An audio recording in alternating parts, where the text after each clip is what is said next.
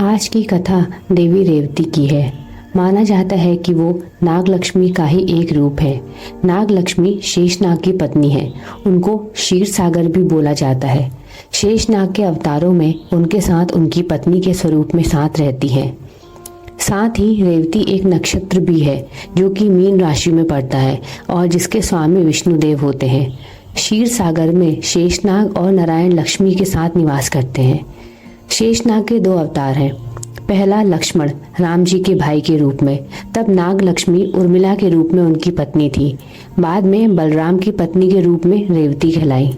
देवी भागवत पुराण के अनुसार रेवती का संबंध षष्ठी देवी से है, जो प्रकृति का एक रूप है।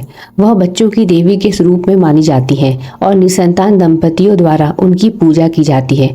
बच्चे के जन्म के छठे दिन उनकी वंदना की जाती है। भाग्य और धन से जुड़े होने के कारण रेवती को लक्ष्मी के रूप में माना जाता है और बलराम को विष्णु के स्वरूप में। रेवती के स्वरूप में वह काकुडुमी की बेटी थी। काकुडुमी कुशस्थली के राजा थे। भागवत पुराण और विष्णु पुराण के अनुसार काकाडुमी की बेटी रेवती इतनी सुंदर और गुणी थी कि जब वह विवाह योग्य हुई तो काकुडुमी को कोई योग्य वर नहीं मिला। इसलिए वे उसे लेकर सत्यलोक गए ताकि ब्रह्मा से उपयुक्त पति के बारे में सलाह ले सके। जब वे वहां पहुंचे तो ब्रह्मा संगीत सुन रहे थे, इसलिए उन्होंने धैर्यपूर्वक प्रतीक्षा की।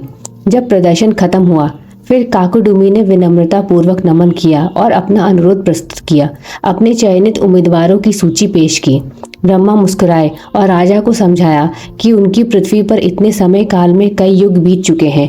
उन्होंने बताया कि वर्तमान में मनवंतर का 28वां युग चल रहा है और उनके सभी उम्मीदवार वर और उनके वंशज समाप्त हो चुके हैं। उन्होंने काकुडुमी को सलाह दी कि वे रेवती के लिए कोई और पति खोजें। राजा काकुडुमी यह सुनकर आश्चर्यचकित हो गए। ब्रह्मा ने जब उन्हें बताया कि वर्तमान में विष्णु भगवान पृथ्वी पर कृष्ण और बलराम के रूप में अवतरित है, उन्होंने रेवती के लिए बलराम को एक योग्य पति माना। काकुडुमी और रेवती फिर पृथ्वी पर लौट आए। पृथ्वी के परिवर्तनों को देखकर वे चकित हो गए। न केवल परिदृश्य और पर्यावरण बदल गया था, बल्कि बीच के 27 चतुर्युगी काल में मानव जाति विकास के निम्न स्तर पर पहुंच गई थी। भागवत पुराण में वर्णित है कि उन्होंने पाया कि मानव जाति कद में घट गई, शक्ति में कम हो गई और बुद्धि में कमजोर हो गई। उनकी नगरी कुश स्थली अब द्वारिका कहलाने लगी थी। दोनों ने बलराम को पाया और विवाह का प्रस्ताव रखा, जिसे बलराम ने स्वीकार कर लिया। अपनी वधू को अपने से लंबा पाकर बलराम ने अपने हल से उसके सिर पर थपकी दी, जिससे उसका आकार उस युग के औसत मानव आकार के अनुरूप हो गया और फिर दोनों का विवाह हो गया। बाद में रेवती के दो पुत्र हुए, निषाद और उल्मुख। बाद में बलराम के साथ अपने मानव अवतार को छोड़कर वो क्षीर सागर में वापस चली गई।